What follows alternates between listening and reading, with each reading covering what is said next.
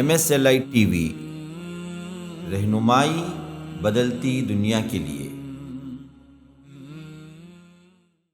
واللہ يدعو إلى دار السلام ويهدي من يشاء إلى صراط مستقيم۔ إن الحمد لله نحمده ونستعينه ونستغفره ونؤمن به ونتوكل عليه ونعوذ بالله من شرور أنفسنا ومن سيئات أعمالنا، من يهده الله فلا مضل له ومن يضلل فلا هادي له، وأشهد أن لا إله إلا الله وحده لا شريك له، وأشهد أن محمدًا عبده ورسوله، أما بعد، فإن خير الحديث كتاب الله، وخير الهدي هدي محمد صلى الله عليه وسلم، وشر الأمور محدثاتها، وكل محدثة بدعة، وكل بدعة ضلالة، وفي رواية وكل ضلالة في النار۔ فأعوذ بالله السميع العليم من الشيطان الرجيم، من همزه ونفثه ونفخه۔ السابقون الأولون من المهاجرين والأنصار والذين اتبعوهم بإحسان رضي الله عنهم ورضوا عنه، اللهم أرنا الحق حقا وارزقنا اتباعه، وأرنا الباطل باطلا وارزقنا اجتنابه، اللهم علمنا ما ينفعنا وانفعنا بما علمتنا وارزقنا علما، رب اشرح لي صدري ويسر لي أمري واحلل عقدة من لساني يفقه قولي۔ اس اللہ کے نام سے ابتدا جس کے ناموں کی کوئی انتہا ہی نہیں۔ وَلَوْ أَنَّ مَا فِي الْأَرْضِ مِنْ شَجَرَةٍ أَقْلَامٌ وَالْبَحْرُ يَمُدُّهُ مِنْ بَعْدِهِ سَبْعَةُ أَبْحُرٍ مَا نَفِدَتْ كَلِمَاتُ اللَّهِ۔ اس ذات اقدس پر کروڑوں درود و سلام ہوں جو تمام جہانوں کے لیے رحمت للعالمین بن کے آئے تھے۔ اللہم صلی علی محمد وعلی آل محمد کما صلیت علی ابراہیم وعلی آل ابراہیم انک حمید مجید، وبارک علی محمد وعلی آل محمد کما بارکت علی ابراہیم وعلی آل ابراہیم انک حمید مجید۔ برادران اسلام، واجب الاحترام بزرگوں، دوستوں، عزیز ساتھیوں، لائق احترام ماؤں اور بہنوں، عمر فاروق رضی اللہ عنہ کے 50 قصے اس عنوان کے تحت گزشتہ جو مجلس ہماری قائم ہوئی تھی، اس میں مکمل 14 قصے بیان کیے جا چکے ہیں۔ بغیر کسی تمہید کے 15واں قصہ آپ کے سامنے پیش خدمت ہے کہ حضرت عمر فاروق رضی اللہ عنہ اپنے زمانے خلافت میں راتوں میں گشت لگانا، لوگوں کے حال احوال دریافت کرنا، رعایا کی کیفیت معلوم کرنا، اس حیثیت سے بھی سب سے پہلے خلیفہ ہیں جنہوں نے کام کو سر انجام دیا۔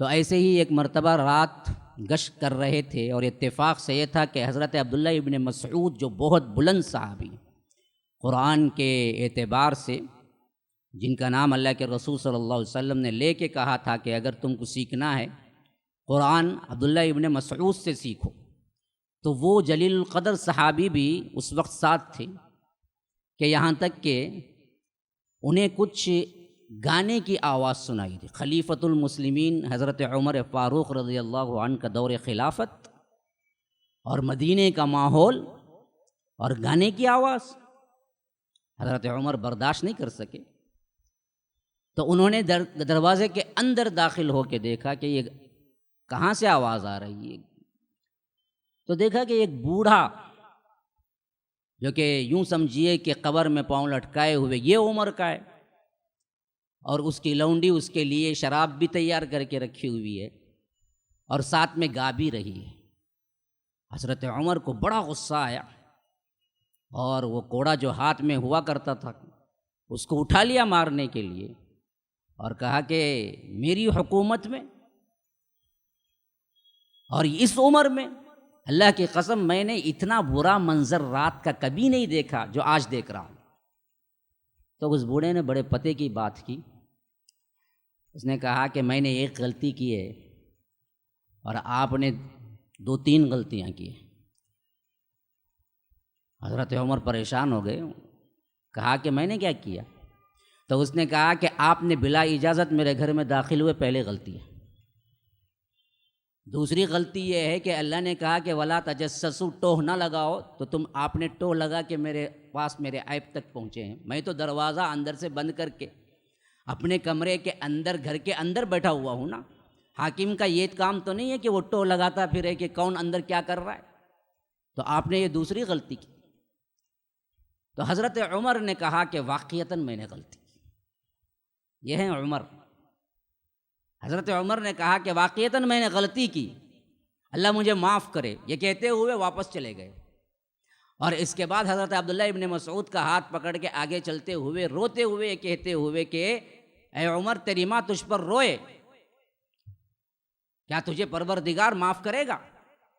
حالانکہ غلطی اس کی اپنی تھی، لیکن یہ اللہ کے بندے ایسے تھے کہ جب بھی انہیں اللہ کی یاد دلائی جائے اس پر کبھی انہوں نے کیا نہیں کیا، روگردانی یا الٹا جواب نہیں دیا، حالانکہ سراسر اس شخص کی تھی، لیکن اصول یہ نہیں تھا نا کہ گھروں کے اندر تجسس کرو۔ تو اس واسطے حضرت عمر اس بات کو مان بھی لیا اور وہاں سے نکل کے بھی آ گئے، اور ساتھ میں فکر مند بھی تھے کہ میں نے جو غلطی کی وہ دراصل اللہ معاف کرے گا۔ ادھر بوڑھے کی حالت یہ تھی کہ اس نے کہنے کو تو کہہ دیا یا پوچھنے کو تو پوچھ دیا، لیکن معلوم تھا باہر اگر نکل کے کہیں یہ پکڑا گیا تو حضرت عمر ضرور سزا دیں گے، ایسے ہی نہیں چھوڑیں گے۔ اس واسطے وہ اپنی زندگی بھر چھپتا رہا، کہتے ہیں کہ کئی سال چھپتا رہا کہ کہیں نظر نہ پڑ جائے۔ اور ایک مرتبہ ہوا ایسے کہ مجلس میں وہ بیٹھا ہوا تھا جہاں پر حضرت عمر بھی آ گئے۔ اب اس وقت پھر دو بدو ملاقات ہو گئی، اور حضرت عمر نے بھی پہچان لیا، اس بوڑھے نے بھی پہچان لیا۔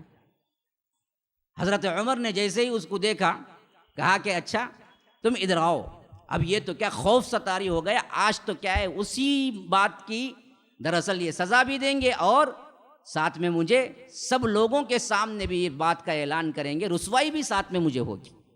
لیکن حضرت عمر بلاتے رہے، قریب آؤ قریب آؤ قریب آؤ قریب آؤ، یہاں تک کہ وہ بالکل اپنے پاس بٹھا لیا اور اپنا منہ لے جا کر کان کے قریب کر کے کہا کہ دیکھو اس دن تمہاری جو غلطی تھی نا، جو میں نے اندر آ کے دیکھ لی تھی نا، وہ میں نے کسی سے بیان نہیں کی، حتیٰ کہ میرے ساتھ ابن مسعود تھے، ابن مسعود سے بھی میں نے نہیں بیان کی رضی اللہ عنہ۔ تو اس واسطے گھبراؤ نہیں، میں تمہیں سزا بھی نہیں دوں گا، اور یہ غلطی میں نے کسی سے بیان بھی نہیں کی ہے، یہ بھی یاد رکھ لو۔ تو اس بوڑھے نے کہا کہ اچھا آپ نے اپنی بات کہہ دی امیر المومنین، لیکن میری بھی ایک بات ہے، آپ بھی ذرا کان لائیے۔ تو حضرت عمر نے کان دیا تو کہا کہ اللہ کی قسم اس دن آپ نے دیکھا نا، اس کے بعد میں نے ایسی توبہ کی، آج تک پھر میں نے وہ کام نہیں کیا۔ تو حضرت عمر نے کہا کہ شاباش شاباش، اللہ تمہیں معاف کرے، اللہ تبارک و تعالی ہم سب کو معاف کرے۔ اللہ اکبر کا نعرہ لگایا اور اس کو کہا کہ جا کے اپنی جگہ بیٹھ جاؤ۔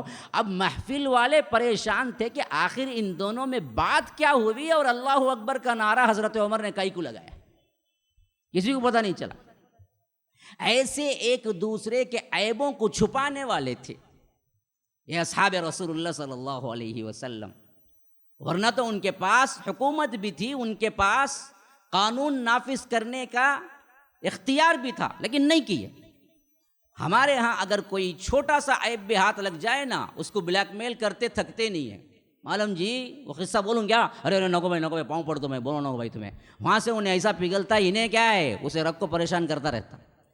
حالانکہ یہاں حکومت بھی تھی، اور یہ ہمیں ہی نہیں ہے، خواتین میں بھی بزرد عتم موجود ہے، کوئی بھی برائی مل گئی نا کسی کی، اور وہ بھی ٹو لے کے کمرے کے باہر کھڑے ہو کے سن لیا، ساس کیا بولنے کو تھی، چلے گا وہاں سے، اچھا تو مجھے دھمکا دی، میں دھمکاتا ہوں، میرے پاس کیا ہے آ گیا۔ تو یہ اصل میں ایک مومن کی شان نہیں ہے۔ اسی طرح کہتے ہیں کہ نمبر 16واں کہ مصر میں ایک طرح کی عادت تھی، وہ عادت کیا تھی کہ وہاں کی جو دریا تھی، دریائے نیل جسے کہتے ہیں نا جی، یہ دراصل حضرت عمر کے دور خلافت میں اس کے فاتح ہیں حضرت عمرو بن عاص، فاتح مصر. اللہ نے ان کے ہاتھوں مصر کو فتح کر دیا، اور جب یہ مصر فتح ہو گیا تو حضرت عمرو بن عاص وہاں کے حاکم بھی رہے. ان کی حکومت کا زمانہ تھا کہ قبطیوں کی بھی اپنے کیلنڈر تھے، جیسا کہ ہمارے ہاں بھی آج ہیں انگلش کیلنڈر اور عربک کیلنڈر مشہور ہے، لیکن اس کے علاوہ ہندوؤں کے بھی کیلنڈر ہیں، ہندو تہذیب کے اپنے کیلنڈر ہیں، ہندی تہذیب کے اپنے کیلنڈر ہیں. لوگوں کو نہیں معلوم، لیکن زیادہ مشہور نہیں ہے. ویسے ہی وہاں کی رومی تہذیب کے اپنے کیلنڈر تھے، تو ان کا ایک مہینہ تھا، ان کا مہینے کا نام تھا کہ بؤونہ. وہ مہینے میں ان لوگوں کے پاس ایک عادت تھی کہ دریائے نیل کا پانی بالکل سوکھ جاتا تھا، یعنی بالکل کم ہو جاتا تھا. اب ایسے وقت میں ان لوگوں کے پاس رسم یہ تھی کہ کسی بھی ماں باپ کو راضی کر کے اس کی وہ لڑکی جسے ابھی شادی نہیں ہوئی ہے اس کا انتخاب کر کے اسے بہترین زیبائش و آرائش کر کے اور اس کے ساتھ زیور سونا وغیرہ اس کو پہنا کر دریائے نیل کے سپرد کر دیتے تھے، تو وہ اس میں بہہ جاتی تھی. لیکن اعتقاد یہ تھا کہ پھر اس کے بعد دریا میں پانی آ جاتا تھا، 1 سال تک مسئلہ نہیں ہوتا تھا. ہر سال اس طرح کی ایک قربانی ہوتی تھی، اور کہتے تھے کہ یہ دریائے نیل کا جس کے پاس پاور ہے، جو بت ہے، اس کو ہم قربانی دیتے ہیں تو دریائے نیل کا پانی پھر آ جاتا ہے.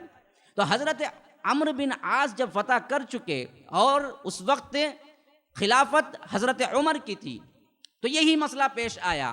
بؤونہ کے مہینے میں پھر کیا ہوا، دریائے نیل کا پانی چلا گیا.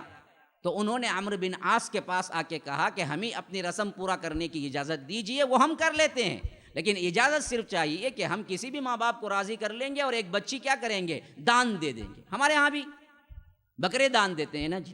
اور ہندوؤں نے رسمیں آج بھی ہیں جو کیا ہے، باقاعدہ طور پر بچوں کو کیا ہے قربان کیا جاتا ہے، لڑکیوں کو قربان کیا جاتا ہے ابھی بھی اس زمانے میں، ترقی یافتہ زمانے میں بھی. تو حضرت عمرو بن عاص نے کہا کہ یہ تمہاری اپنی تہذیبیں ہیں، اپنے پاس رکھ لو، لیکن اب دراصل میرے آنے کے بعد کبھی یہ رسم یہاں پر نہیں ہوگی، تم کچھ بھی کر لو. انہوں نے کہا کہ دیکھو اگر نہ کریں گے بھوکوں مریں گے، پانی نہیں ملے گا. کہیں گے تم کچھ بھی کہو میں اجازت نہیں دوں گا.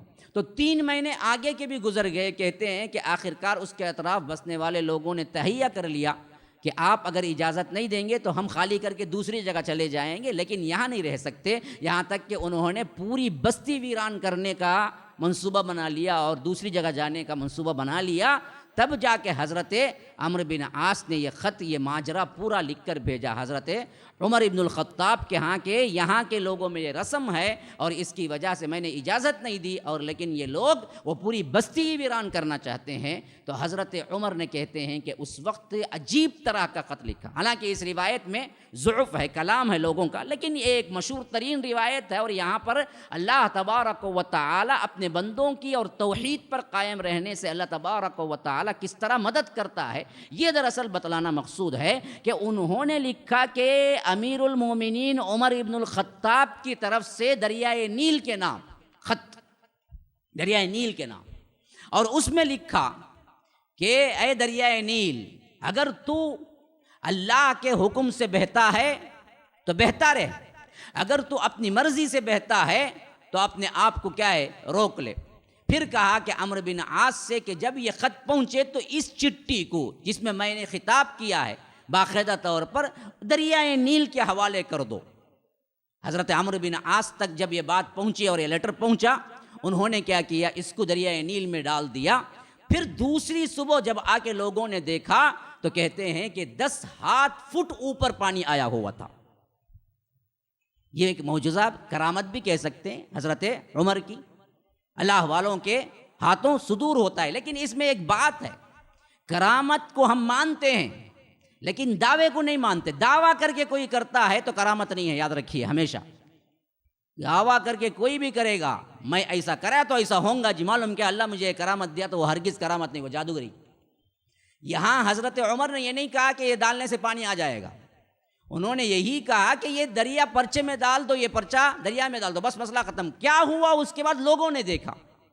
لیکن یہ بات نہیں ہے کہ دعویٰ کر کے میں ایسا کروں گا تو ایسا ہوگا، یہ مجھے اللہ نے کرامت دی ہے. یہ صرف اور صرف نبی کو اجازت ہے، جس کا نام کرامت نہیں ہوتا، معجزہ ہوتا ہے. وہ دعویٰ کر کے کر سکتے ہیں۔ اور اسی طرح ایک مرتبہ زبردست قحط آ گیا حضرت عمر رضی اللہ عنہ کے زمانے میں، اور قحط کے مارے معاملہ ایسا ہو گیا کہ مدینے کے ہر طرف فاقہ کشی تھی۔ ایسے میں حضرت عمر نے مصر ہی کو خط لکھا، کیونکہ وہ بڑا سرسبز و شاداب علاقہ تھا، تو اس واسطے وہاں کے جو حاکم تھے انہوں نے حضرت عمرو بن عاص کو لکھا کہ عمر، یہاں مدینے میں فاقہ کشی سے لوگ مر رہے ہیں اور آپ وہاں پر آرام سے ہیں، مدد کے لیے آئیے۔ تو حضرت عمرو بن عاص نے جواب میں کہا کہ امیر المومنین، آپ کو میں ایسی مدد دوں گا کہ اللہ تبارک و تعالیٰ کے فضل و کرم سے میرے اونٹ کا پہلا قافلہ اگر مدینے میں پہنچے گا تو آخری اونٹ میرے پاس مصر میں ہوگا۔ اتنی لمبی لائن لگاؤں گا میں آپ کی مدد کے لیے کہ ایک سرا میرے پاس رہے گا، اور مصر سے لے کر ایک سرا دوسرا مدینے تک رہوں گا، اور وہاں تک میں آپ کو تمام سامان عرض کروں گا۔ اس طرح گورنروں کے آپس میں تعلقات تھے، اس طرح وہاں کی حکومت چلتی تھی۔ اور اسی طرح حضرت اسامہ رضی اللہ عنہ مقام خندق جو ہے نا، وہاں پر ابھی پار بھی نہیں کیا تھا کہ انہیں معلوم ہوا، جو ایک لشکر اللہ کے رسول نے بھیجا تھا اس لشکر کے امیر تھے اس وقت، تو معلوم ہوا اللہ کے رسول صلی اللہ علیہ وسلم کی وفات ہو گئی ہے۔ یہ آخری موقع تھا حضرت اسامہ جو لشکر لے کے جا رہے تھے، وہ وہیں پر رک گئے، واپس آ گئے، اور اللہ تبارک و تعالیٰ کے فضل و کرم سے پھر خلافت کا معاملہ طے ہو گیا۔ پھر اس کے بعد جانے کا جو مسئلہ ہو گیا حضرت اسامہ کا، اس بارے میں صحابہ کو بڑا ایک طرح کا اختلاف ہو گیا کہ اتنا چھوٹا سا 17 سال کا بچہ اللہ کے رسول صلی اللہ علیہ وسلم نے امیر بنا کے تو بھیج دیا، لیکن اب حالات بالکل بدل گئے ہیں، اللہ کے رسول کی وفات کی خبر ہر جگہ پہنچ گئی ہے اور لوگ مدینے پر حملہ کرنے کی کوشش کر رہے ہیں۔ ایسے وقت میں حضرت اسامہ کو بھیجنا صحیح نہیں ہے۔ کوئی بھی جہاں دیدہ بڑے عمر کا جنگجو بہترین شخص کو امیر بنا کے بھیجنا ہے۔ جب انہوں نے کیا کیا، اپنے آپ سے بول کے دیکھا، تو حضرت ابوبکر نے کہا کہ ہرگز بھی نہیں، میں اس معاملے میں کوئی کمپرومائز نہیں کروں گا، حضرت اسامہ کو ہی بھیجوں گا۔ تو انصار سب متفق ہو کے حضرت عمر کے پاس آئے، کہا کہ آپ کی بات بڑی مانتے ہیں، ایک کام کیجئے، آپ ہماری طرف سے سفارش کیجئے کہ ان حالات میں اسامہ کو بھیجنا صحیح نہیں ہے، جو کہ صرف 17 سال کے ہیں، کوئی بڑی عمر کا کسی شخص کو اور جہاں دیدہ اور بہترین جنگجو ہو اس کو بھیجے۔ تو حضرت عمر کی بھی بات اصل میں دل میں یہی تھی، اس واسطے وہ آئے، کہا کہ امیر المومنین خلیفۃ المسلمین، معاملہ یہ ہے کہ جیش اسامہ کو جو اللہ کے رسول صلی اللہ علیہ وسلم نے بھیجا اس وقت کے حالات کچھ اور ہی تھے، لیکن اب وفات کے بعد کے جو حالات ہیں وہ بڑے ہی نازک ہیں۔ ایسے وقت میں میری بھی خواہش ہے، انصار کی بھی خواہش ہے کہ آپ امیر بدل دیں اور کوئی جہاں دیدہ اور عمر والے شخص کو بھیجیں۔ تو حضرت ابوبکر کو زبردست غصہ آ گیا، کہا کہ عمر، تم پر بڑا افسوس ہے، کفر میں تو تم بہت پختے تھے، اب کہتے ہو کہ اللہ کے رسول صلی اللہ علیہ وسلم کے بنائے ہوئے امیر کو میں بدل دوں۔ اللہ کی قسم، مجھے بھیڑیے نوچ لے جائیں اور پرندے میری بوٹیاں الگ الگ کر کے لے اڑیں، تبھی بھی اگر کوئی مجھ سے کہے کہ میں اسامہ کو امارت سے تبدیل کر دوں تو نہیں کروں گا، کیونکہ یہ اللہ کے رسول کے مقرر کردہ ہیں۔ اللہ کے رسول کے مقرر کردہ کو ابو بکر سے کیسے ہو سکتا ہے کہ وہ تبدیل کر دے؟ اللہ کے رسول صلی اللہ علیہ وسلم کے فرمان کا پاس و لحاظ دیکھیے۔ تو اسی واسطے کہتے ہیں کہ حضرت عمر اس وقت ایک طرح کی پشیمانی اپنے دل میں محسوس کی ہے کہ میں نے یہ کیا کر دیا، کیوں سفارش کر دی میں نے۔ پھر اس کے بعد اس پر بہت سالوں تک حضرت عمر کو ملال رہا کہ آخر اس وقت میں بھی دراصل کیوں اس طرح کی بات ابو بکر سے کر دیا۔ اس واسطے ہی ہر معاملے میں صدیق اکبر کے بعد ہی حضرت عمر کا نمبر آتا ہے، حضرت ابو بکر سے کوئی نہیں بڑھ سکتا۔ اسی طرح سراقہ ایک آدمی ہے، ان کا مسئلہ یہ ہوا کہ جب اللہ کے رسول صلی اللہ علیہ وسلم ہجرت کے لیے نکلے تو لوگوں نے جب دیکھا کہ مکے میں اللہ کے رسول صلی اللہ علیہ وسلم نہیں ہیں تو انہوں نے کہا کہ دیکھو کوئی بھی نعوذ باللہ ثم نعوذ باللہ، مردہ یا زندہ جیسے بھی اللہ کے رسول صلی اللہ علیہ وسلم کو لے آئے گا اس کو 100 اونٹ انعام دیں گے ہم۔ اور اتفاق سے سراقہ وہ راستے میں تھے جہاں پر مدینہ اور مکے کا راستہ پڑتا تھا، وہیں ان کا گھر تھا. اور کہتے ہیں کہ مجھے ایک مرتبہ ایک لونڈی نے اطلاع دی کہ ابھی یہاں سے ایک ایسے سوار گزرے ہیں جن میں مجھے گمان ہے کہ یہی وہ آدمی ہے جن پر 100 اونٹوں کا انعام ہے. تو میں نے کہا کہ وہ سب نہیں ہوگا، یعنی دل نے اندر سے کہا کہ بالکل صحیح کہہ رہی ہے لونڈی، لیکن بتلانے کے لیے کہا کہ نہیں ہوگا. اور پیچھے سے کہتے ہیں کہ میں نے راستہ پکڑا اور گھوڑا لیا اور فوری طور پر اس سمت جو جہاں بتائی تھی اس لونڈی نے وہاں بھاگا تو دیکھا کہ اللہ کے رسول صلی اللہ علیہ وسلم ابو بکر ایک سواری پہ سوار ہو کے جا رہے ہیں اور ابو بکر پلٹ پلٹ کے دیکھ رہے ہیں. تو میں دل میں خوشی کے مارے کیا لوٹ پوٹ ہونے لگا کہ اب تو کیا 100 اونٹ میرے ہاتھ آ گئے اور میں چھلانگ لگایا کہ اللہ کے رسول صلی اللہ علیہ وسلم کو پکڑ لوں. یہاں تک کہ وہ جو جس گھوڑے پہ سوار تھا وہ گھوڑے نے کیا ہے زبردست ٹھوکر کھائی اور اس گھوڑے کے تقریباً گھٹنوں تک کے پاؤں زمین کے اندر دھس گئے. تو کہتے ہیں کہ میں نے فال تیر جو وہ لوگ نکالتے تھے اس زمانے میں، جیسے ہم بھی کیا ہے بلی آڑے آ گئی، کالا کپڑا آ گیا، کالی پالی کیری بیگ آ گئی، نہیں کرتے نا، ویسے ان لوگوں کے پاس بھی تیر ہوتے تھے کہ اچھا کرنا ہے نہ کر. تو وہ کہتے ہیں کہ فال کے لیے میں نے تیر نکالا اور دیکھا کہ اس کو اب مجھے آگے بڑھنا ہے نہیں بڑھنا ہے، تو مجھے وہی تیر نکلا جو مجھے پسند نہیں تھا. یعنی تیر بھی یہی کہہ رہا تھا کہ مت بڑھو، لیکن لالچ ایک عجیب بلا ہے نا جی، کہ 100 اونٹ ہیں تو پھر وہ آگے بڑھے، پھر وہی ہوا. تو اس وقت ان کو معلوم ہو گیا کہ یہی اللہ کے رسول ہیں اور ایک دن غالب تو آگے بڑھے. کہا کہ اللہ کے رسول اب تک تو میں آپ کا دشمن بنا، آپ کے تعاقب میں آیا، لیکن اب مجھے یقین ہے کہ آپ غالب آئیں گے ایک دن، اور جہاں میں ہوں اس وقت یہاں بھی آپ ہی کی حکومت ہوگی. جب اس وقت حکومت ہوگی نا تو اس وقت مجھے امان مل جائے، یہ اب لکھ کے دے دیں آپ یا رب. یقین بھی دیکھو کس کامل کا یقین ہے، ہم کو بھی نہیں ہوگا، ہم کو بھی احادیث پہ اتنا یقین نہیں ہوگا، ہاں جتنا یقین ان کو تھا کہ آپ کی حکومت یہاں تک بھی پہنچے گی جہاں تک میرا گھر ہے، اور اس وقت آپ امان لکھ کے دے دیں کہ مجھے امان مل جائے گی. اور اللہ کے رسول نے بھی انکار نہیں کیا. اللہ کے رسول نے صدیق اکبر کو حکم دیا کہ اس کو لکھ کے دے دو کہ جب میری حکومت یہاں پہنچے گی تو آپ کو امان مل جائے گی. تو امان نامہ لکھ کے دیا. جب یہ امان نامہ لے کے وہ واپس پلٹنے لگے تو اس وقت اللہ کے رسول نے ایک عجیب جملہ کہا کہ سراقہ اس وقت تمہاری کیا حالت ہوگی، کیا شان ہوگی جب تم کسریٰ کے کنگن پہنو گے. یعنی اس زمانے کے بڑے بڑے بادشاہ کیا کرتے تھے، کڑا پہنایا کرتے تھے. یعنی جو عورتوں کے لیے ہوتا ہے نا جی، وہ تو چوڑیاں ہیں، لیکن کڑا ایک ہاتھ میں پہنا جاتا ہے یا 2 ہاتھوں میں، لیکن بڑے بڑے مرصع موتیوں سے، ہیروں سے، جواہرات سے بڑے قیمتی اس کے کڑے ہوتے تھے. اور کسریٰ کے تو بہت ہی تاریخی کڑے تھے. تو اللہ کے رسول نے کہا کہ اس وقت تمہاری کیا شان ہوگی، تم اپنے ہاتھ میں کسریٰ کے کنگن پہنو گے. اب یہ تو ایک آئی گئی بات ہو گئی، لیکن اللہ کے رسول صلی اللہ علیہ وسلم کی ایک ایک بات کس طرح سچائی سے بھرپور ہوتی ہے یہ دیکھیے. یہی وہ وقت تھا جب حضرت عمر کی خلافت میں وہ زمانہ آیا جب کہ کسریٰ کا پورا سامان، وہ پہننے کا تاج، اس کا پورا لباس، اس کے کڑے، اس کے تلوار، اس کے جو کچھ بھی پورے کے پورے ساز و سامان وہ تخت پہ بیٹھتے وقت پہنتا تھا، وہ سب حضرت عمر کے دور خلافت میں مدینہ پہنچے. اور حضرت عمر نے کہا کہ یہ لباس فٹ کس کو آئے گا. لوگوں نے کہا کہ ایسا آڑا چوڑا ہمارے پاس ایک ہی آدمی ہے. کہا کہ کون ہے؟ کہا کہ وہ سراقہ ہے. حضرت عمر نے کہا کہ بلاؤ اس کو. اس وقت وہ مسلمان ہو چکے تھے. تو انہوں نے جب حضرت عمر کی خدمت میں آیا تو حضرت عمر نے کہا کہ تھوڑی دیر کے لیے تم یہ لباس، یہ کنگن، یہ تاج سب پہن کے میرے سامنے کھڑے ہو، میں دیکھتا ہوں کہ تم کیسے لگتے ہو. تو انہوں نے اس وقت کیا کیا، وہ تاج، وہ کنگن، وہ سب کچھ پہن کے کیا ہے حضرت عمر کو بتلایا. تو بے اختیار ان کی زبان سے نکلا اللہ اکبر. آج سے کئی سال پہلے جب ہجرت کا موقع تھا، اللہ کے رسول نے پیشن گوئی کی تھی کہ سراقہ تمہاری کیا حالت ہوگی جب تم کسریٰ کے کنگن پہنو گے.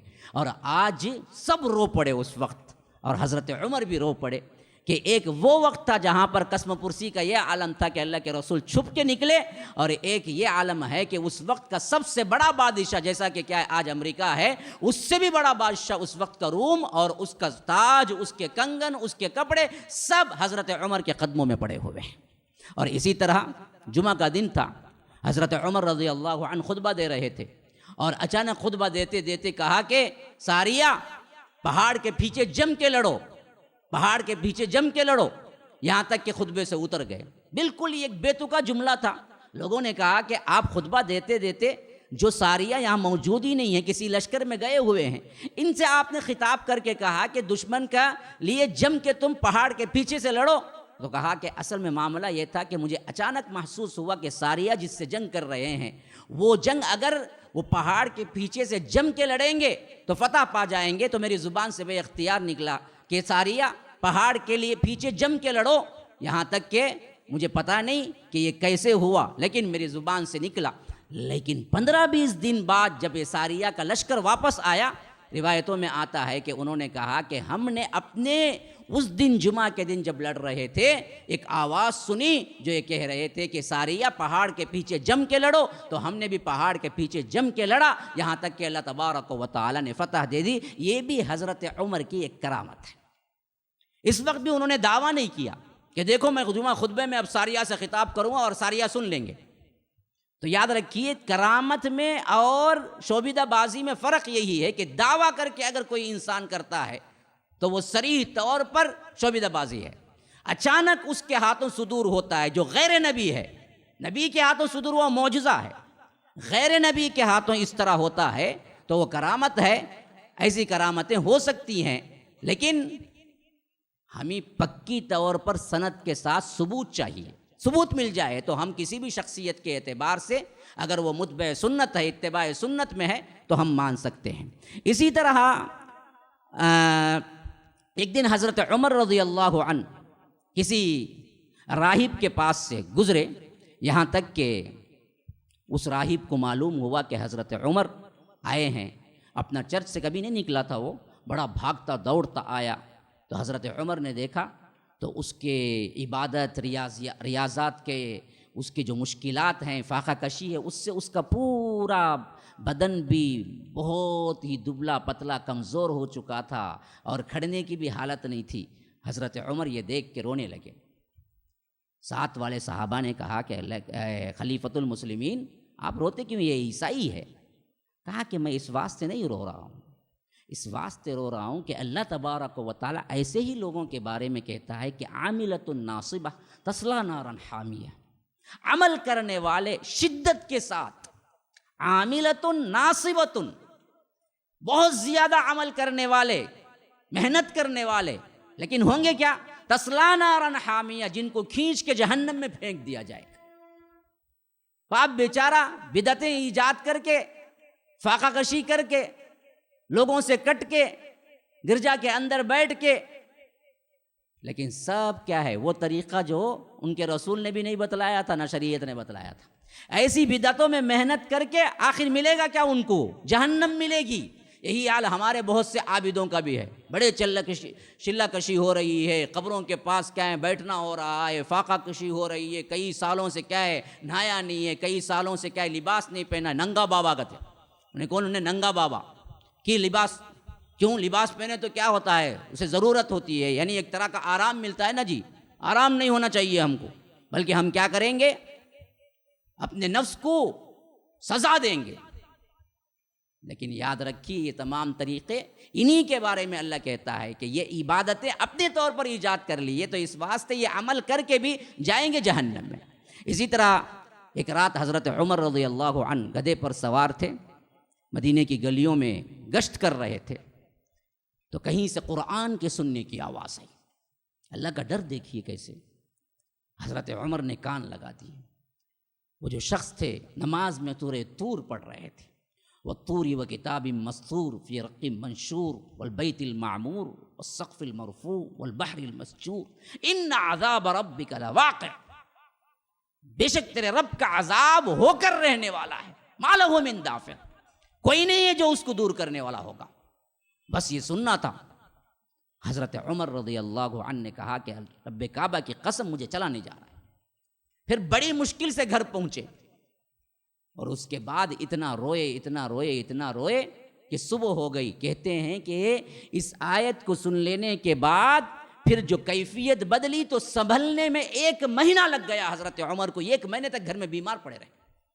لوگ آ رہے تھے، طبیب آ رہے تھے، پوچھ رہے تھے ہوا کیا آپ کو، ہوا کیا آپ کو، لیکن کوئی نہیں سمجھ پا رہا تھا کیا ہوا۔ وہ صرف ان عذاب ربک لواقع ما لہ من دافع کے وہ الفاظ جو سنے وہ تیر کی طرح جو بیٹھے، رب کا ڈر ایسے طاری ہوا، اس کی کیفیت وہ نہیں بیان کر سکے، جس کی وجہ سے 1 مہینے تک بیمار پڑے رہے۔ یہ صحابہ کے اندر ہوتا تھا یہ ایسا واقعہ۔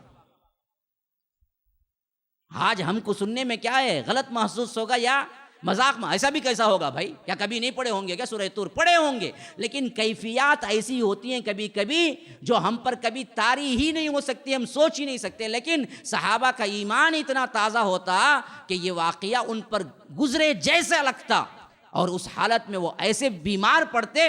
حضرت حسن بصری کے بارے میں بھی آتا ہے کہ کبھی کبھی وہ عذاب کی آیات پڑھ لیتے تو 3 دن تک درس نہیں دے سکتے تھے، اور لوگ پوچھتے کہ کیا گھر سے نہیں نکلے، درس نہیں دیے؟ بہت بڑے خطیب بھی تھے، کہتے ہیں کہ فلاں وقت جو آیت میں نے سنا اس سے اتنی پریشانی ہوئی، اب تو مجھے خون کا پیشاب آتا ہے۔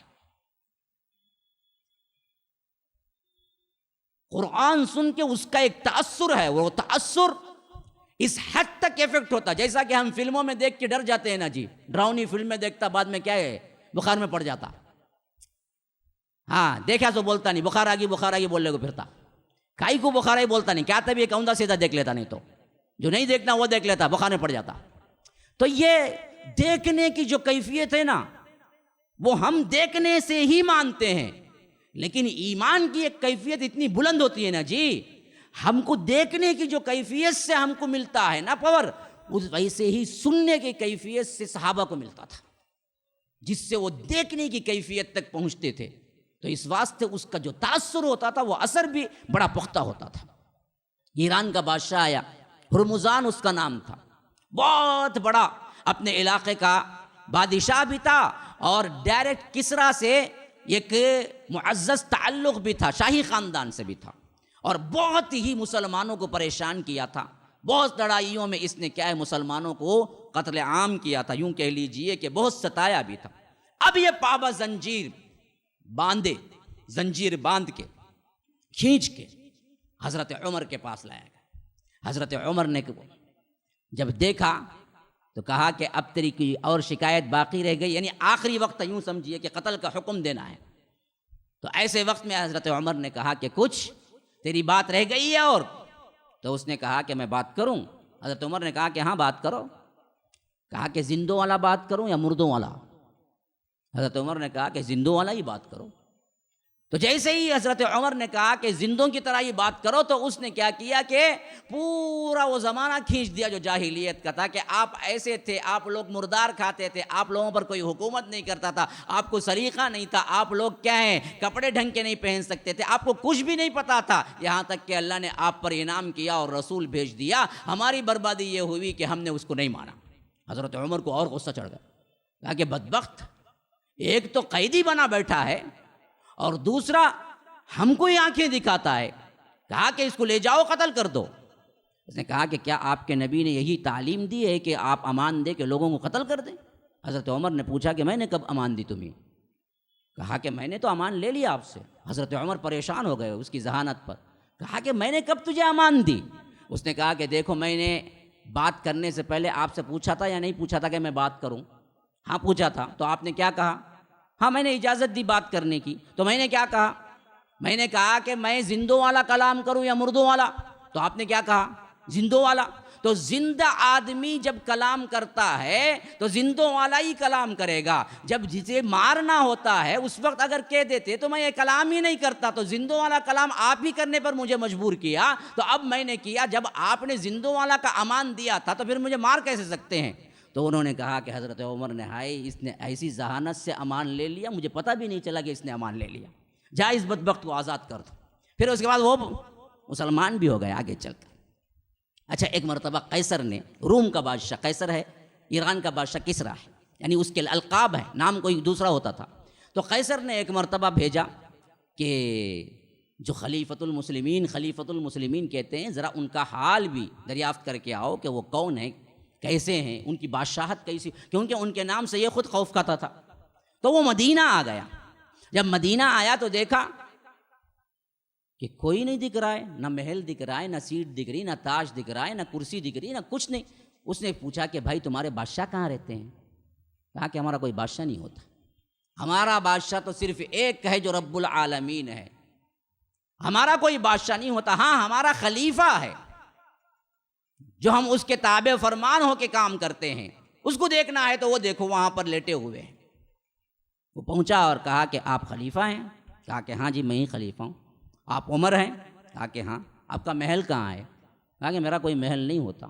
آپ کا تاج وغیرہ کہاں ہے؟ میں تاج نہیں پہنتا، میں تو عام انسانوں میں سے ایک انسان ہوں، بس مجھے یہ امتیاز ہے کہ مجھے ان کو کنٹرول کرنا ہے، اللہ تبارک و تعالیٰ کی اطاعت میں میری اطاعت ہے، بس اس کے علاوہ کچھ نہیں ہے۔ اس نے کہا کہ اللہ کی قسم، میں جہاں سے آیا ہوں اور مجھے جو مقصد دے کے مجھے بھیجا گیا ہے، اگر یہ مقصد نہ ہوتا تو ابھی میں علل اعلان آپ کے ہاتھ پر اسلام قبول کر لیتا تھا، کہ جس حالت میں آپ نے اپنے آپ کو دکھایا ہے یہ دعوت دے رہا ہے کہ یہی دین سچا ہے اور یہی دین پاک ہے اور اسی مذہب پر ہمیں ہونا چاہیے، لیکن میں قاصد بن کے آیا ہوں اور اپنا ایک کام ابھی ذمہ داری ہے کہ واپس جا کے میں اس کی اطلاع بھی دوں، لیکن آپ پر میں اس بات کا عہد کرتا ہوں کہ جب میں اپنا کام پورا کر دوں گا تو میں واپس مسلمان ہو کے آپ کے پاس آؤں گا۔ یہ تھی اسلامی مملکت اور حکومت، کوئی دعوت نہیں چل رہی تھی،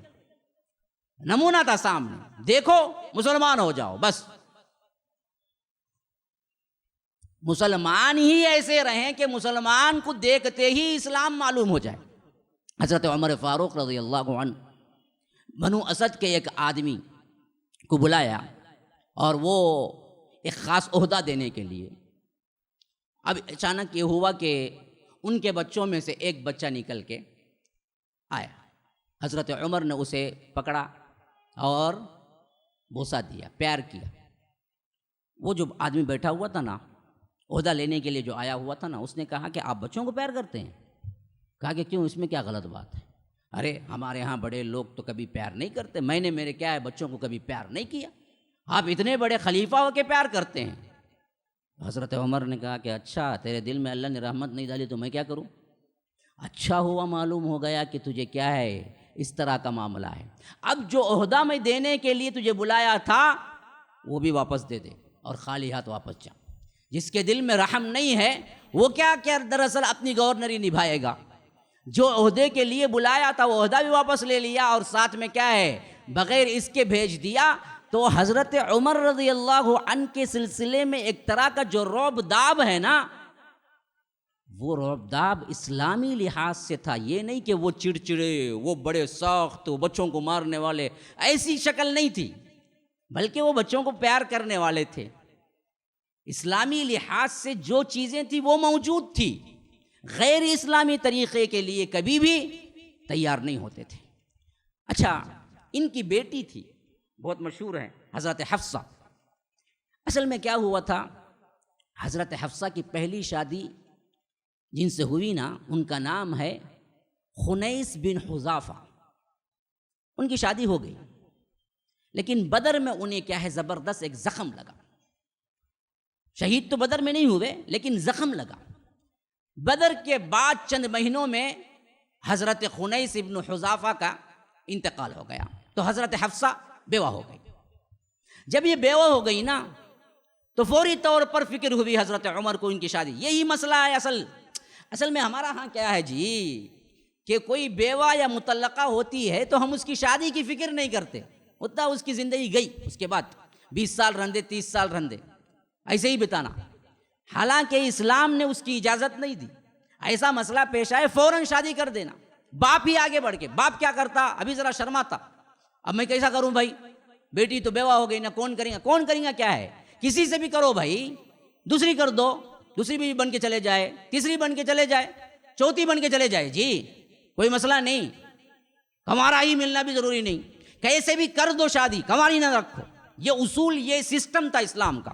تو اسی واسطے جیسے ہی بیوہ ہوئی حضرت حفصہ کے سلسلے میں ڈھونڈنا شروع کر دیا۔ کہتے ہیں حضرت عمر کہ سب سے پہلے مجھے اس وقت یاد آیا حضرت عثمان، کیوں، ان کی بیوی بھی اسی وقت کیا ہے گزری تھی۔ بدر کے دن میں نے بتایا تھا، بدر کے حالات میں میں نے بتایا تھا کہ اللہ کے رسول صلی اللہ علیہ وسلم کی جس بیٹی، جس کو اللہ کے رسول صلی اللہ علیہ وسلم نے حضرت عثمان کو دیا تھا، رقیہ کو، ان کا انتقال عین بدر کے فتح کے دن انتقال ہو گیا تھا۔ دفنا کے مٹی پورا کر رہے تھے، برابر کر رہے تھے، جب اللہ کے رسول انٹر ہوئے تو اس وقت حضرت عثمان کی بھی بیوی کا انتقال ہوا تھا، تو انہوں نے سوچا کہ اب ان کی بیوی کا انتقال ہوا ہے اور میری بیٹی کے شوہر کا انتقال ہوا ہے، میری بیٹی بیوہ، عدت ختم ہونے تک انتظار کیا اور عدت ختم ہونے کے بعد گئے عثمان رضی اللہ عنہ سے کہا کہ میری بیٹی ہے، نکاح کر لیجئے حضرت عثمان سے۔ اب حضرت عثمان نے کہا کہ تھوڑا ٹائم تو دیجئے نا۔ اب تھوڑے دن کے بعد خود حضرت عثمان آئے اور کہا کہ آپ نے اپنی بیٹی کا پیغام دیا تھا لیکن اصل میں مجھے اب ارادہ نہیں ہے۔ تکلیف تو ہوئی حضرت عمر کو لیکن خاموش ہو گئے۔ اب اسی اسنا میں خیال گیا کہ کیوں نہ ابو بکر کو پیش کر دوں، حالانکہ ابو بکر کو کئی بیویاں تھیں، وہ سب نہیں دیکھا، ہمیں کیا دیکھتے، پہلی بیوی جوان، کیا عمر، ارے وہ عمر کیا تھی، حضرت حفصہ کی حضرت ابو بکر کی عمر کو دیکھیں گے تو تفاوت 30-35 سال کا رہے گا، وہ نہیں دیکھا۔ حضرت ابو بکر کے پاس گئے، کہا کہ میری بیٹی ہے، نکاح کر لیتے ہیں۔ حضرت ابو بکر نے کہا کہ تھوڑا ٹائم دیجئے نا، تو کہا کہ ہاں لے لیجئے۔ اب ٹائم گزرتا گیا، حضرت ابو بکر نے جواب ہی نہیں دیا۔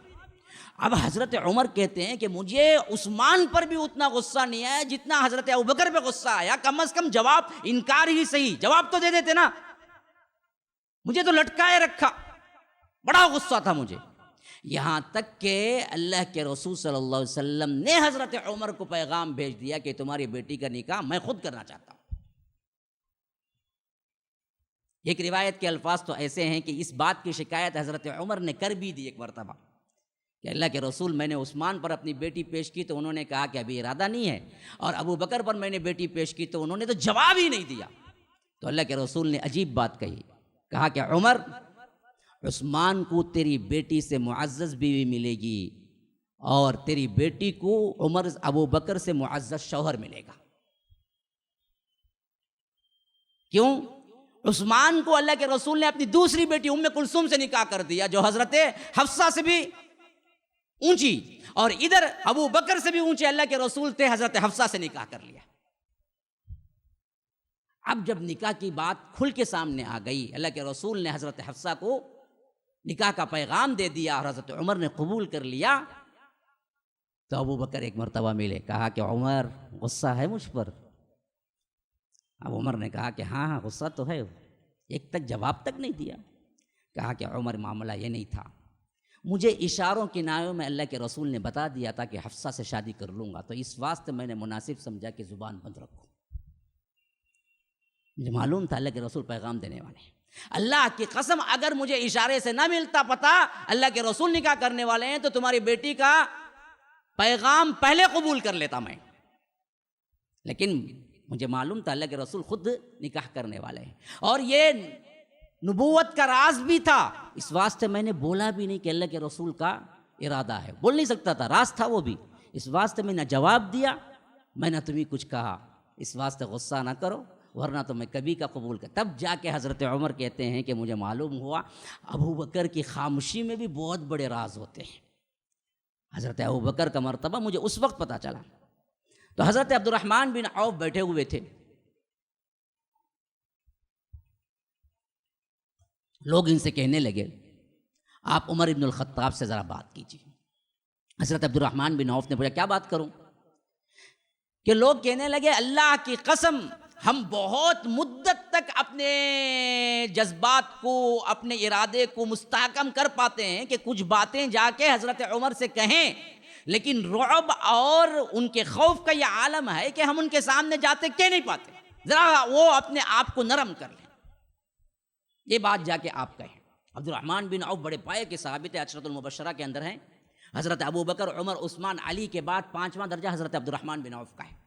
اسی واسطے لوگ سب کے سب مل کے کہا کہ ذرا نرمی اختیار کر۔ اب عبد الرحمن بن عوف حضرت عمر کے پاس پہنچتے ہیں اور کہتے ہیں کہ دیکھو آپ سب لوگ مل کے میرے پاس سفارشی بن کے آئے ہیں کہ آپ لوگوں سے ملتے وقت ذرا نرم ہو جایا کریں۔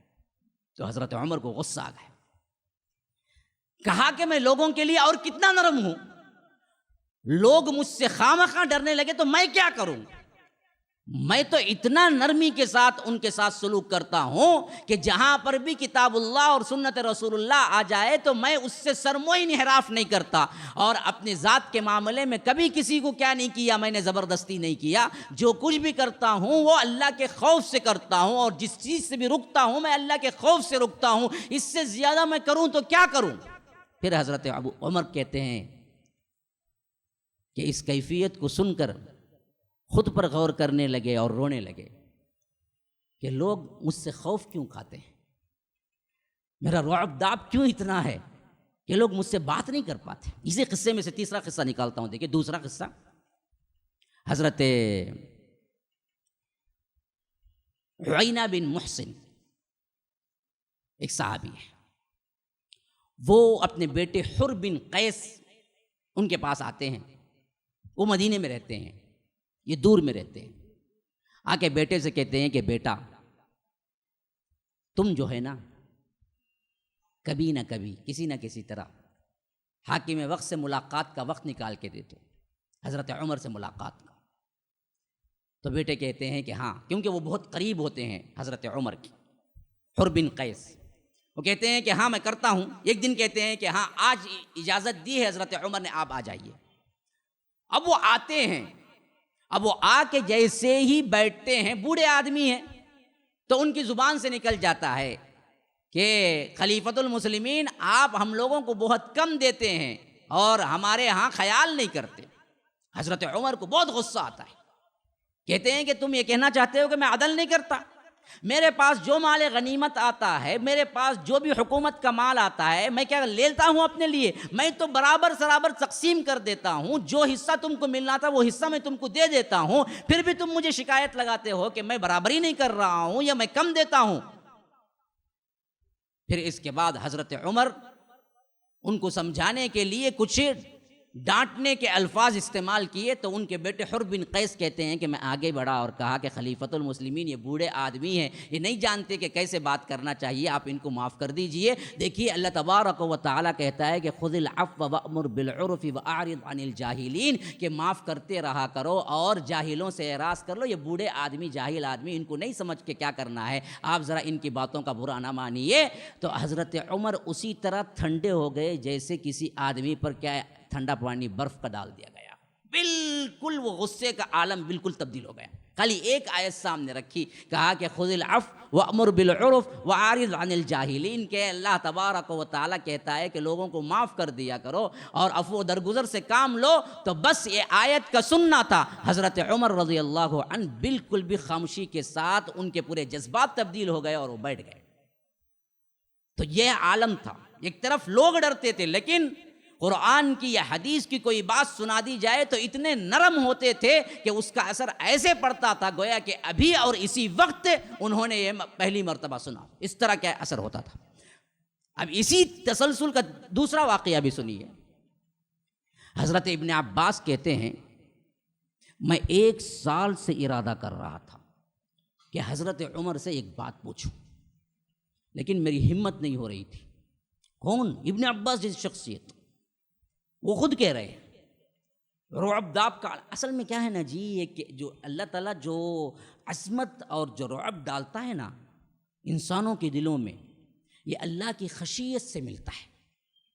بعض لوگ کیا ہے دکھاوے کے لیے سوٹ بوٹ پہن کے انہیں غر غر کتا پیچھے جاتے ہیں، دیکھ دیوانہ جی انہیں معلوم مجھے کیا بھی دل میں سے نہیں نکلتی کچھ بھی، لیکن ظاہری ٹھاٹ باٹ سے بٹھانا چاہتا رعب داب۔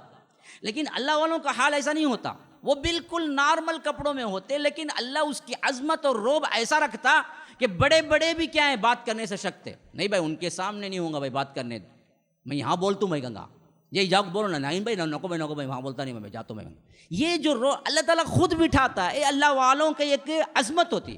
تو ابن عباس جیسی شخصیت کہتے ہیں کہ میں 1 سال سے ارادہ کر رہا تھا کہ ایک بات میں پوچھوں حضرت عمر سے، لیکن ہمت نہیں پڑ رہی، حتیٰ کہ ایک مرتبہ ایسا ہوا کہ حج سے واپس آ رہے تھے اور انتہائی خوش تھے میرے سے حضرت عمر، کیونکہ میں ان کا خادم بنا ہوا تھا۔ یہاں تک کہ ہم ایک درخت کے نیچے آئے تو حضرت عمر نے کہا کہ میں ذرا قضاء حاجت کے لیے جاتا ہوں، پھر اس کے بعد وہاں سے واپس آئے تو حضرت عمر کی ضرورت کا جو سامان تھا اور جو وضو کے لیے پانی تھا وہ سب رکھنے کے بعد جب انتہائی خوشگوار تھے حضرت عمر، تو اس وقت حضرت عباس نے سوچا کہ آج دراصل پوچھ لوں شاید کہ ڈانٹ نہ پڑے۔ بڑی ہمت کر کے کہا کہ امیر المومنین ایک بات ہے۔ حضرت عمر نے پوچھا کہ کیا بات ہے؟ کہا کہ میں 1 سال سے ارادہ کر رہا ہوں وہ بات پوچھ لوں، لیکن ہمت نہیں ہو رہی ہے، آج دراصل پوچھنا چاہتا ہوں۔ حضرت عمر نے کہا کہ ایسی کیا بات ہے کہ پوچھو؟ کہا کہ ان تتوبا الی اللہ فقد سقط قلوبکما میں جو 2 خواتین اور 2 ازواج مطہرات کے بارے میں اللہ کہتا ہے کہ انہوں نے ساز باز کی، انہوں نے ایک پلاننگ کی، یہ 2 کون ہیں؟ یعنی ایک مرتبہ اللہ کے رسول صلی اللہ علیہ وسلم نے شہد کھانے سے منع کر لیا، ایک قسم کھا لی۔ اس میں ایک طرح کا کیا ہوا تھا، ساز باز ہوا تھا ازواج مطہرات کا۔ اس میں اللہ کہتا ہے کہ 2 خواتین یعنی 2 ازواج مطہرات نے مل کے ایک پلاننگ کی، اس کی طرف اشارہ، لیکن نام نہیں آیا وہ کون 2، اس کا ذکر آیا صرف۔ تو ابن عباس کہتے ہیں کہ یہ سوال مجھے 1 سال سے رہا کہ وہ حضرت عمر کو ضرور معلوم ہوگا، کیونکہ ان کی بیٹی بھی امہات المومنین میں سے تھی، تو یہ میں پوچھ لوں، لیکن آج ہمت ہو گئی۔ تو حضرت عمر سے پوچھا کہ وہ ان تتوبا الی اللہ میں یہ 2 جو ہیں نا وہ کون ہیں 2 ازواج مطہرات؟ تو حضرت عمر نے کہا کہ ایک عائشہ صدیقہ ہے، ایک حفصہ ہے، ایک میری بیٹی ہے، ایک ابوبکر کی بیٹی۔ یہ 2 تھے جو وہ مجبور تھے کہ اللہ کے رسول کچھ دیر زینب کے ہاں لیتے ہیں یا کچھ دیر زیادہ رہ لیتے ہیں، تو وہ سوچے کہ وہاں زیادہ نہ رہیں، تو وہ ایک پلاننگ تھی۔ وہ لمبا واقعہ ہے، جو لوگ سیرت جانتے ہیں ان کو معلوم ہے۔ تو وہ لیکن اس میں جو اشارے تھے وہ کون سے 2 تھے؟ تو یہ حضرت عمر نے کہا کہ وہ 2، ایک میری بیٹی، ایک صدیق کی بیٹی تھی۔ پھر اس کے بعد حضرت ابن عباس کہتے ہیں کہ میں دراصل 1 سال سے اس میں رہا، لیکن حضرت عمر کے رعب کی وجہ سے نہیں پوچھ سکا۔ امیر المومنین حضرت عمر رضی اللہ عنہ ایک عورت کی خبر پہنچی ان تک، کیا یہ مردوں سے باتیں کرتی ہے؟ خالی اتنی خبر، کیا خلافت کا زمانہ ہوگا بھائی، کیا پیارا، کیا پاک، کیا صاف، کیا شفاف، یہاں باتاں پورا چلتا رہتا ہے۔ وہ بھی کون؟ پوری مملکت میں ایک عورت کے بارے میں، پورا مدینہ ایسا پاک کے ڈھونڈنے سے بھی نہیں ملے گی اسے، کون کی دور دراز کی ایک عورت کے بارے میں خبر پہنچی، انہیں ذرا زیادہ مرداں سے بات کرتی۔ اللہ اکبر، ذرا اندازہ لگا لو۔ اب ایسی خبر دیکھے تو ہر گھر میں 2 نکلیں گے، ایک نکلیں گے نہیں، 2 نکلیں گے۔ کسے پکڑیں گے؟ سب کو پکڑو ڈالنا جیل میں۔ زیادہ باتیں کرتے ہیں، زیادہ باتیں نہیں تو واٹس ایپ میں تبھی رہتے، زیادہ میسجاں کرتی بولنا، نہیں تو کیا ہے زیادہ دوست ہیں اس کے۔ ہاں چادر ہے، غلاف ہے، نقاب بھی ہے، ماشاءاللہ ماشاءاللہ، لیکن میسجاں بھی ہوتے ہیں باقاعدہ برابر، باتاں بھی ہوتے ہیں۔ کیسے ہی تمہیں حفظ کو بھی تو وہاں ایک شروع کر لیتا انہیں بھی حفظ کو آتی کہتے ہیں، انہیں بھی حفظ کو آتے کہتے ہیں، بعد میں 2 جنے آگے بھی لو ہو جاتی کہتے ہیں لا حول ولا قوت۔ کہاں بھی نہ دینی اداروں میں محفوظ ہے نہ دنیاوی اداروں میں محفوظ ہے، ہر جگہ کہاں نہ کہاں کچھ نہ کچھ ہوتا۔ مزاج ہی کیا ہے، ایسا بن گیا۔ تو پوری مملکت میں ایک جن کے بارے میں کیا خبر آئی، یہ مردوں سے بات۔ اب حضرت عمر نے کہا کہ بلاؤ جی ان کو، ذرا پوچھوں میں، خالی اتنا بولے، بلاؤ بولے۔ اب وہ عورت جو تھی نا اس وقت وہ حاملہ تھی، اور حاملہ بھی وہ تھی جو ابھی بچہ جننے کے قریب تھی۔ اب دراصل حضرت عمر کا پیغام اس عورت کو گیا نا کہ حضرت عمر بلاتے ہیں، گھبرا کے جو چلنا شروع کی نا، وہ ایک روب داب جو تھا نا، اس روب داب کی وجہ سے ان کو ڈر شروع ہو گیا۔ اب ڈر شروع ہوا، پھر واپس ان کو بلا کے لے کے آئے نا، وہاں زچکی ہوئی، لیکن وہ جو ڈر بیٹھا نا، حضرت عمر بلا رہے ہیں، وہ ڈر کا رعب کا حال یہ تھا کہ بچہ صرف پیدا ہوا 10 منٹ یا 5 منٹ میں 2 چیخیں ماری مر گیا۔ اب یہ خبر پھر حضرت عمر کو پہنچی۔ عدل کا دیکھو تقاضا کیا ہے، بلائے اصل میں باس پروس کے لیے۔ اب ڈر کا جو معاملہ تھا وہ حضرت عمر کا نہیں تھا، وہ خود عورت نے خوف کھا لیا۔ کہاں پوچھنے جاتی ہیں، کیا پوچھنے جاتی ہیں؟ اس واسطے بچہ کیا ہے، حمل پہلے ہو گیا، کچھ پہلے، اور بچہ مر گیا۔ لیکن جب خبر پہنچی ان کی طرف سے کوئی نہیں آیا، کوئی بھی آ کے حضرت عمر سے باس پرس کرنے کے لیے، لیکن خود حضرت عمر نے کیا کیا، جیسے ہی بات پہنچی تمام صحابہ کو اکٹھا کیا، بڑے بڑے صحابہ کو، جس میں حضرت علی بھی تھے اور دوسرے بڑے بڑے صحابہ بھی تھے، سب کو جمع کر کے کہا کہ دیکھو میں ایک عورت، مجھے نہیں پتا وہ حاملہ ہے وہ فلاں ہے، معلوم ہوا میں نے بلایا، لیکن اس عورت کو اتنا خوف ہوا کہ حمل گر گیا اور بچہ مر گیا، کیا مجھ پر کوئی دیت ہے؟ یا رب عدل دیکھو، مجھ پر کوئی تاوان ہے؟ میں نے کوئی جرم کیا ہے؟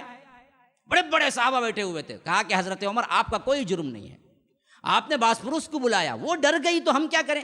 تو آپ پر تو کوئی کیا ہے تاوان بھی نہیں ہے، آپ پر کوئی دیت بھی نہیں ہے، آپ نے کوئی جرم نہیں کیا، آپ حاکم وقت ہیں۔ لیکن حضرت علی ایک جگہ خاموش بیٹھے ہوئے تھے، تو حضرت عمر اٹھتے پوچھتے حضرت علی کے پاس پہنچے، کہا کہ علی تمہارا بھی یہی فیصلہ ہے؟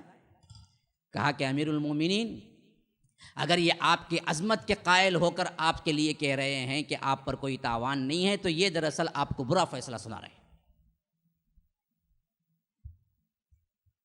تو حضرت عمر نے پوچھا کہ آپ کا فیصلہ کیا ہے؟ میری فقہ تو یہی کہتی ہے، میری سمجھ تو یہی کہتی ہے کہ آپ پر دیت واجب ہے، کیونکہ خوف دراصل آپ کی وجہ سے ہوا، اور آپ نے اس وقت پہلے پوچھنا چاہیے تھا کہ حالت کس حالت میں ہے، عورت کس حالت میں ہے، کیا حالات ہیں، پھر بلوانا چاہیے تھا۔ آپ نے اچانک جو بلوایا، اس کی ہیبت جو بیٹھی، شاید اسی وجہ سے کیا ہے بچہ دراصل کیا ہے مر گیا ہو اور وقت سے پہلے حمل گر گیا ہو۔ تو اب دراصل انصاف کا تقاضا یہ ہے کہ آپ دیت ادا کریں، دیت کا مطلب خون بہا۔ اور حضرت عمر نے کہا کہ علی تم نے بالکل صحیح کہا، میں دیت ادا کروں گا۔ ادھر عدل دیکھو، ادھر رعب دیکھو، ایسا کوئی امتزاج، ایسا کوئی بہترین حسین ترین تصور آپ کر سکتے ہیں؟ حضرت عمر کے اتنے عادلانہ فیصلے ہوا کرتے تھے۔ اور اسی طرح حضرت عباس رضی اللہ عنہ غزوہ بدر میں گرفتار ہو گئے، ابھی وہ اسلام قبول کرنے کا کیا ہے اعلان نہیں کر سکے، لیکن وہ کفار کے ساتھ آئے تھے، تو لوگوں نے کیا کیا، ان کو قید کر لیا۔ اللہ کے رسول صلی اللہ علیہ وسلم رات میں کروٹیں بدل رہے تھے، نیند نہیں آ رہی تھی۔ صحابہ نے پوچھا اللہ کے رسول آج آپ کو نیند نہیں آ رہی ہے، بے چین ہے؟ کہا کہ عباس کی وجہ سے، عباس قید میں ہیں اور وہ زنجیروں میں جکڑے ہوئے ہیں، اور میں کیسے یہاں سوؤں؟ تو حضرت عمر آگے بڑھے، کہا کہ آپ حکم دیں، ابھی میں عباس کو زنجیروں سے آزاد کر کے آپ کے پاس لے آتا ہوں۔ کہا کہ اگر تم کر سکتے ہو تو کرو۔ تو حضرت عمر آگے بڑھتے ہیں، انصار کے قبضے میں ہوتے ہیں حضرت عباس اس وقت۔ حضرت عمر جاتے ہیں اور کہتے ہیں کہ تم حضرت عباس کو آزاد کر دو اور میں ساتھ لے جانے آیا ہوں۔ تو کہتے ہیں کہ یہ تو بدر کے قافلے کفار کے جو تھے ان کے ساتھ آئے، ہم کیسے چھوڑ دیں؟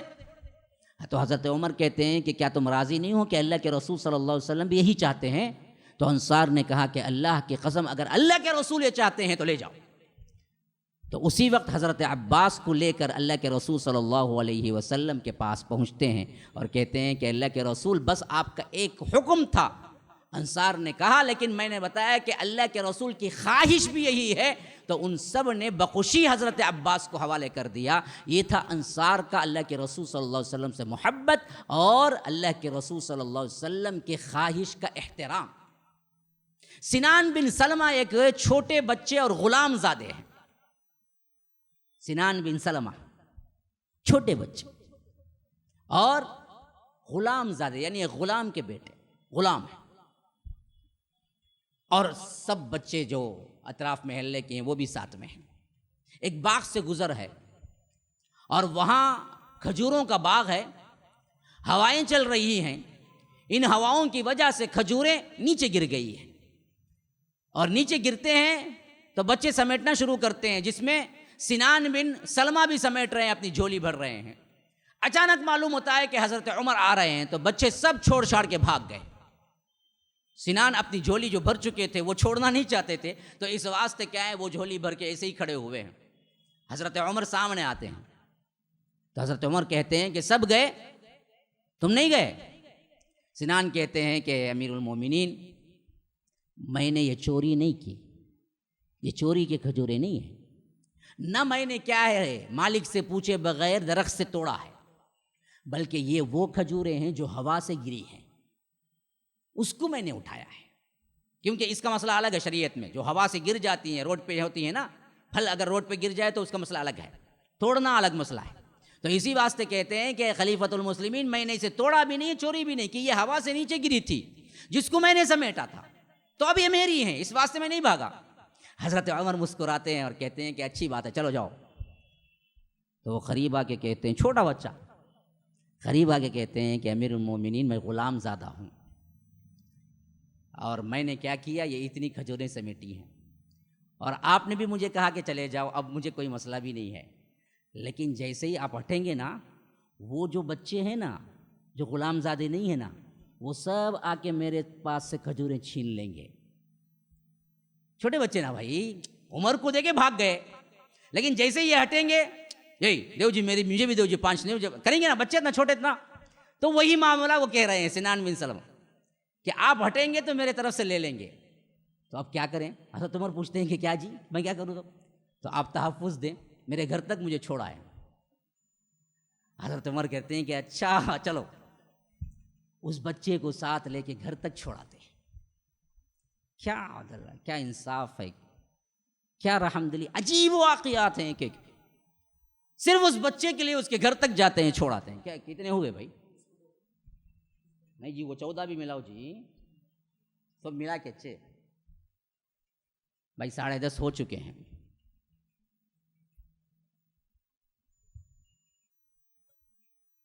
اس پر 2 اور کتنے باقی ہیں بھائی؟ 18 باقی ہیں. کیا 18 باقی ہیں, اور 3 بول دیں گے کم از کم. حضرت عمر ابن الخطاب کے ایک سفر میں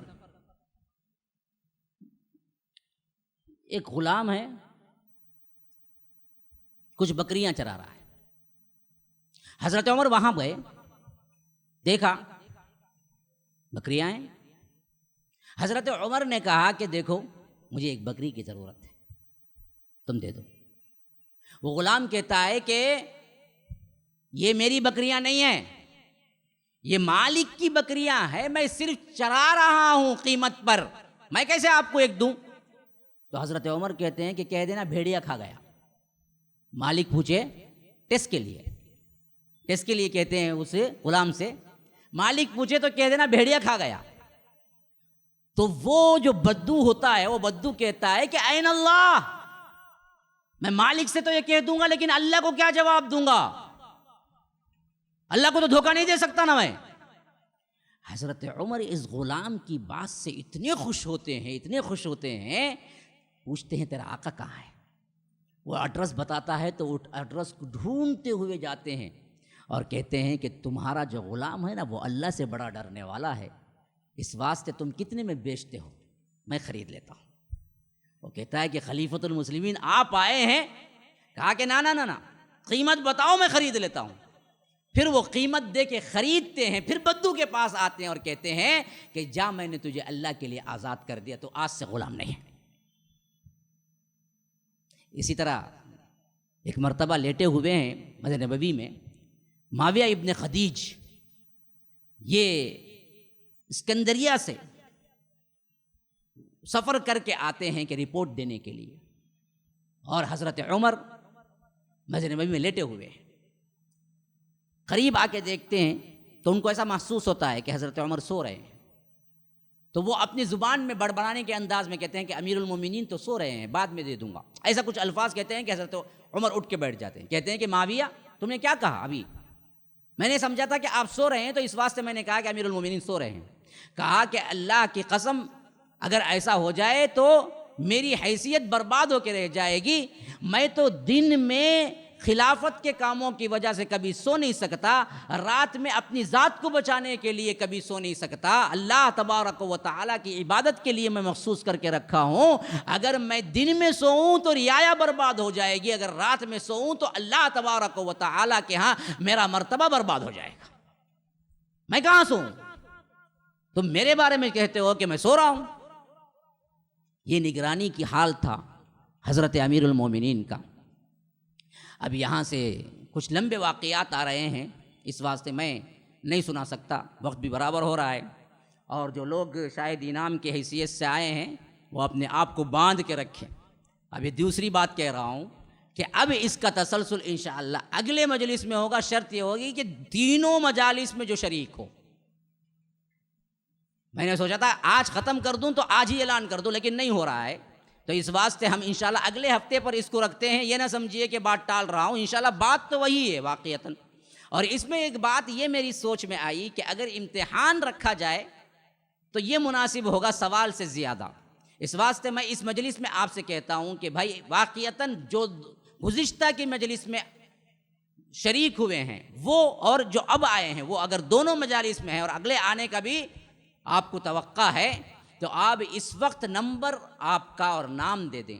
ہم آپ کو موبائل کے ذریعے ایک پرچہ بھیجیں گے، وہ پرچہ آپ حل کر کے اسی وقت دیں گے. اگلے ہفتے پھر انشاءاللہ انعام کا اعلان ہوگا. خواتین سے بھی گزارش ہے اور یہاں پر جو حضرات ہیں وہ بھی جو اب امتحان میں واقعتاً آنا چاہتے ہیں، بقیہ جو لوگ سننے کے لیے سماع کی حیثیت سے آئے ہیں وہ آزاد ہیں اپنی مرضی، لیکن جو طلباء ہیں یا جن کو بھی خواہش ہے آپ لوگ مردوں میں بھی، خواتین میں جو ذمہ دار ہیں وہ نام اور نمبر لے لیں، اور جو مرد حضرات میں ہیں وہ جلد سے ہمارے حافظ صاحب کے پاس نام اور نمبر پہنچا دیں. ابھی جیسے ہی کفارہ ہوگا آپ پہنچا دیں. انشاءاللہ کیا ہے آپ کو نام نمبرات کے ذریعے جب آپ واٹس اپ کا نمبر دیں ضرور ضرور، تاکہ واٹس اپ کے ذریعے آپ کو سوال نامہ بھیجنے میں ہم کو آسانی ہو، اور 5 منٹ کے اندر اس کو جواب دے کر پھر آپ اسے ریٹرن کریں گے اسی وقت جب ہفتے کا آخری ہوگا. انشاءاللہ اگلی مجلس میں اختتامی ہوگا اور اس وقت کیا ہے فوری طور پر فیصلہ کر کے ہم آپ کو سنائیں گے. ھذا وباللہ التوفیق وصلی اللہ وسلم علی نبینا محمد صلی اللہ لی ولکم ولسائر المسلمین من کل ذنب فاستغفروه انه هو الغفور الرحیم.